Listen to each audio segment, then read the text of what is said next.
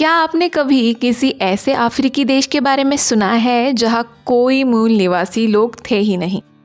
Cape Verde में एक secret island भी है जिसे लोग इसका एरिया 51 कहते हैं, जहां किसी को जाने की इजाज़त भी नहीं है। क्या आप तैयार हैं जानने के लिए 15 चौंकाने वाले राज? नंबर 15, पहला अफ्रीकी देश जो पूरी तरह गुलामों और कैदियों से बना। अमेरिका की तरह नहीं जहां प्रवासी अपनी मर्जी से गए, और ऑस्ट्रेलिया की तरह भी नहीं जहां कैदी आदिवासियों के साथ रहते थे। केप वर्डे एकदम अलग है। इतिहास में ये गिनी चुनी जगहों में से एक है जहां कोई भी मूल निवासी नहीं था। 1462 में जब पुर्तगालियों ने यहाँ कदम रखा तो उन्होंने खाली द्वीप पाए। न कोई झोपड़ी, न कोई गांव, कोई इंसान तक नहीं। उन्होंने इसे यूरोप का पहला अफ्रीकी कॉलोनी बना दिया और इसे अटलांटिक की सबसे बड़ी स्लेवर ट्रांजिट हब में बदल दिया। 300 सालों तक यहाँ गिनी, सेनेगल और सिएरा लियोन से सैकड़ों हजार अफ्रीकियों को लाकर केप वर्डे में उतारा गया और फिर अमेरिका या यूरोप भेजा गया। लेकिन कुछ अजीब हुआ, बहुत से गुलाम यही रह गए। धीरे धीरे इन सब ने आपस में परिवार बनाए, रिश्ते जोड़े और अनजाने में एक अनोखा मिक्स रेस देश बना डाला। आज करीब 5.5 लाख लोग केप वेर्डे में रहते हैं। नंबर 14, आप बिना वीज़ा के केप वर्डे जा सकते हैं। केप वर्डे को अफ्रीका के सबसे आसान टूरिस्ट डेस्टिनेशन में से एक कहा जाता है। ना वीज़ा चाहिए, ना इंटरव्यू, ना किसी दूतावास की लंबी लाइन, जैसे कोई सपना हो। अगर आपके पास America, Canada, Europe, Japan, Brazil या वियतनाम, थाईलैंड, सिंगापुर जैसे एशियन देशों के पासपोर्ट है तो आप 30 दिन तक बिना वीज़ा के यहाँ पर रुक सकते हो। इस खुलेपन की वजह से हर साल 110 से ज़्यादा देशों के लोग यहाँ घूमने आते हैं। लेकिन इसमें एक छिपा हुआ रूल है, EASE यानी electronic authorization and security entry. ये वीज़ा नहीं है लेकिन एक ज़रूरी ऑनलाइन रजिस्ट्रेशन है जो कई टूरिस्ट को हैरान कर देता है। फ़्लाइट पकड़ने से पहले आपको अपना नाम, ट्रैवल डेट्स, कहाँ रुकेंगे, यह सब ऑनलाइन भरना होता है और करीब 2500 से 3000 रुपये की फ़ीस देनी पड़ती है। अगर आप ये स्टेप भूल जाए तो आपकी फ़्लाइट ही छूट सकती है। हर साल 8 लाख से ज़्यादा इंटरनेशनल टूरिस्ट यहाँ आते हैं, लेकिन यहाँ के एयरपोर्ट छोटे हैं, इसलिए सरकार EASE से पहले ही सारा डेटा ले लेती है ताकि सब कुछ सुरक्षित और मैनेजेबल बना रहे। नंबर 13, सरकार ने कभी लोगों को विदेश जाने के लिए पैसे दिए थे। ये सुनने में थोड़ा अजीब लग सकता है लेकिन ये बिल्कुल सच है। अगर आप एक गरीब बेरोज़गार केप वेर्डियन थे और यूरोप में बेहतरीन ज़िंदगी का सपना देख रहे थे तो सरकार खुद आपकी मदद करती थी बाहर जाने के लिए। 1970 के दशक के अंत में देश भयंकर सूखा, खेती की कमी और संसाधनों की तंगी से जूझ रहा था। सरकार ने एक नया कदम उठाया। उन्होंने पुर्तगाल और इटली के साथ एग्रीमेंट किया ताकि केप वर्डियन लोग वहां जाकर लीगल तरीके से काम कर सके।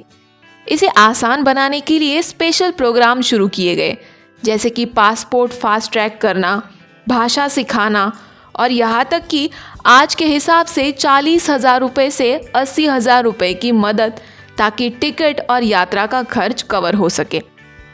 ये प्रवासी सिर्फ लोग नहीं हैं, ये केप वर्डे की लाइफलाइन है।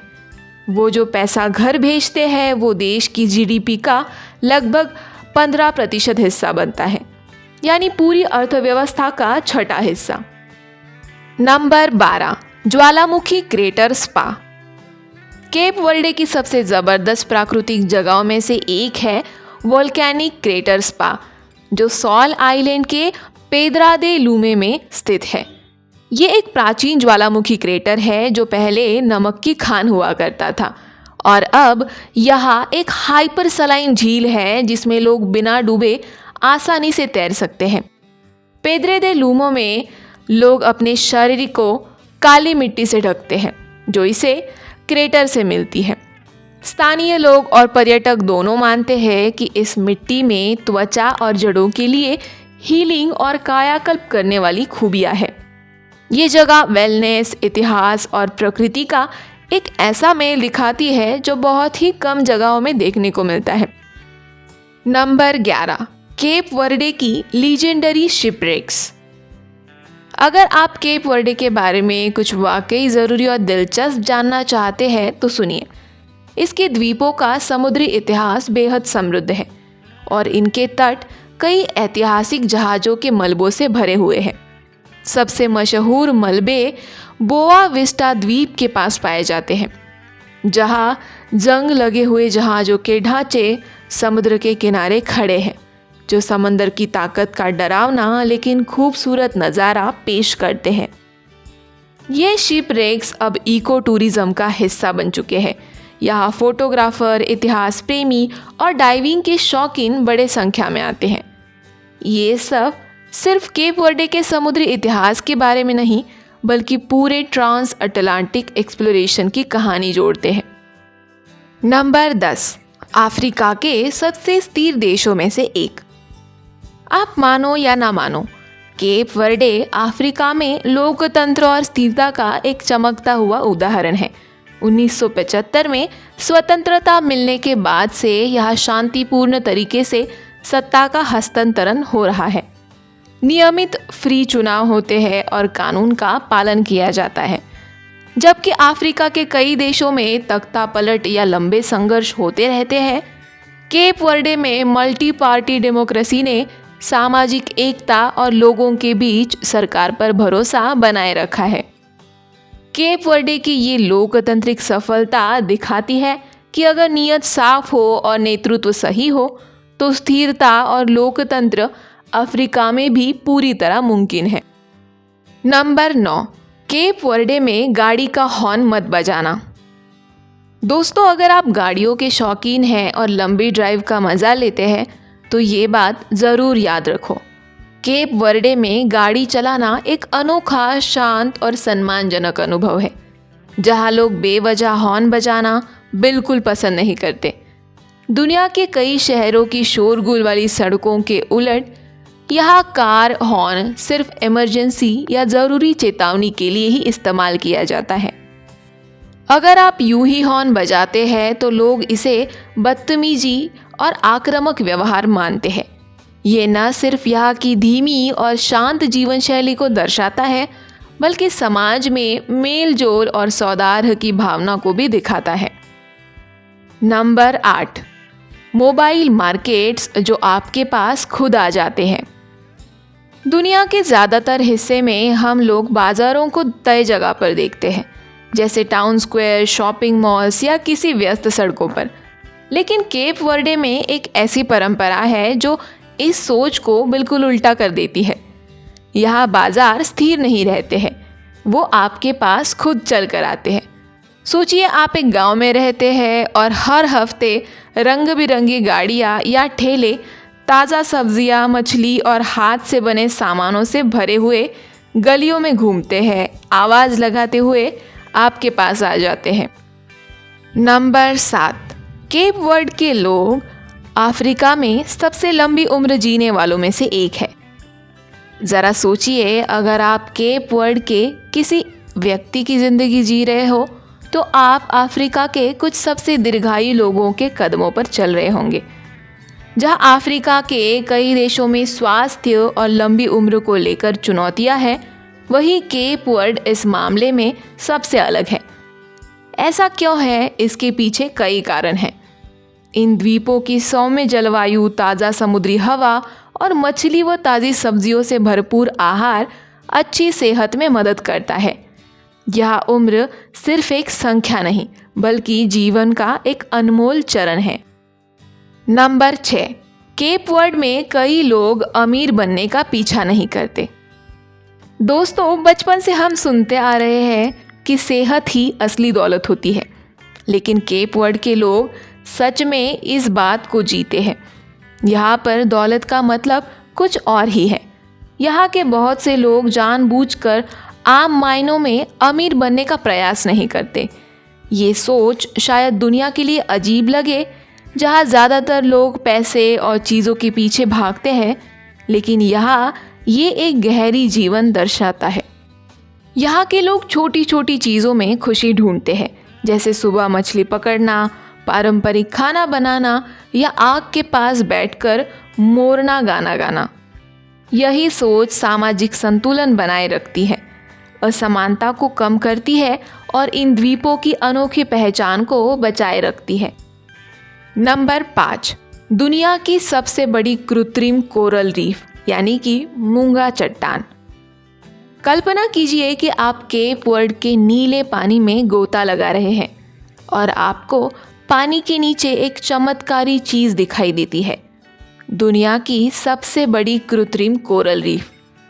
ये प्रोजेक्ट समुद्री जीवन को बचाने, टिकाऊ मछली पकड़ने को बढ़ावा देने और पर्यावरण पर्यटन को आकर्षित करने के लिए शुरू किया गया था। खास तरह से डिज़ाइन की गई कंक्रीट की संरचनाओं से बनी ये रीफ प्राकृतिक कोरल रीफ की तरह काम करती है। अब ये रीफ हजारों समुद्री जीवों का घर बन चुकी है। रंग बिरंगी मछलियाँ मूंगे के बीच दौड़ती है। ये परियोजना न सिर्फ एक वैज्ञानिक सफलता है, बल्कि ये दिखाती है कि इंसान अगर चाहे तो समुद्र को बचा सकता है और उसका इलाज भी कर सकता है। नंबर 4, केले के छिलके सड़क पर फेंकना मना है, पर्यावरण की वजह से नहीं। शायद भारत में नहीं, लेकिन केप वर्ड में सड़क पर केले का छिलका फेंकना गैर कानूनी है, और वो भी पर्यावरण के कारण नहीं। जहां बहुत से देशों में कचरा फेंकने पर प्रतिबंध शहर को साफ रखने और पर्यावरण को बचाने के लिए होता है, वहीं केप वर्ड में केले के छिलकों को लेकर एक अलग ही सामाजिक नियम है।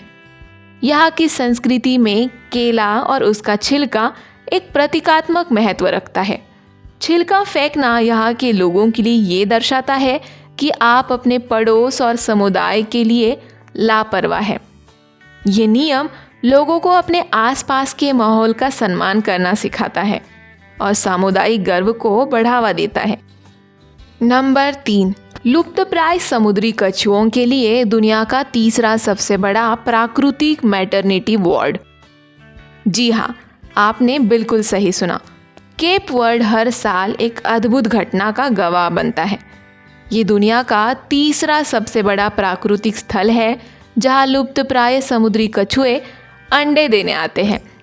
सदियों से मादा कछुए हजारों मील दूर से इन द्वीपों पर लौटते हैं, उन्हीं समुद्र तटों पर जहाँ वे खुद पैदा हुई थी। इन द्वीपों के रेत वाले किनारे जीवित नर्सरी में बदल जाते हैं, जहाँ हजारों अंडों से बच्चे निकलते हैं और समुद्र की ओर दौड़ते हैं। नंबर 2, एक ऐसा संगीत जो इतना दुखद है कि विश्व धरोहर बन गया। केप वर्ड ने दुनिया को एक ऐसी चीज़ दी है जो दिल को छू जाती है, उसका संगीत। मोरना केप वर्ड का पारंपरिक संगीत शैली है जिसे इतना भावनात्मक माना गया है कि यूनेस्को ने इसे intangible cultural heritage of humanity घोषित किया है। मोरना को साउदाद का स्वर कहा जाता है। ये एक पुर्तगाली शब्द है जो विरह, उदासी और गहरे लगाव की भावना को दर्शाता है। ये संगीत दिल को छूता है और सीमाओं से परे जाकर सुनने वालों को भावनाओं से भर देता है।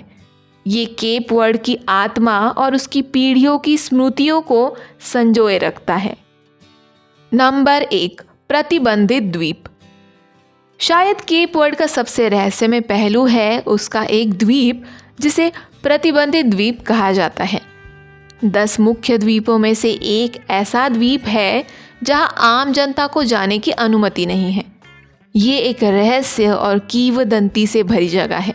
इसका नाम है सांता लूजिया और ये द्वीप पूरी तरह से निर्जन है और इसे एक प्राकृतिक आरक्षित क्षेत्र घोषित किया गया है। ये द्वीप उस तरह की प्राकृतिक जगह का प्रतीक है जो अब दुनिया में बहुत ही कम बची है। एक ऐसी जगह जहां प्रकृति बिना किसी मानवीय हस्तक्षेप के शासन करती है। चाहे आप एक यात्री हो, एक शोधकर्ता हो या बस एक जिज्ञासु इंसान, केप वर्ड आपको सतह से परे जाकर उसकी असली आत्मा को दिखाने के लिए आमंत्रित करता है। अगली बार जब आप इस अटलांटिक महासागर में बसे अनोखे देश का नाम सुने तो याद रखें, केप वर्ड सिर्फ एक जगह नहीं है, ये मानवीय आत्मा और प्रकृति के अद्भुत संबंध की एक जीती जागती कहानी है।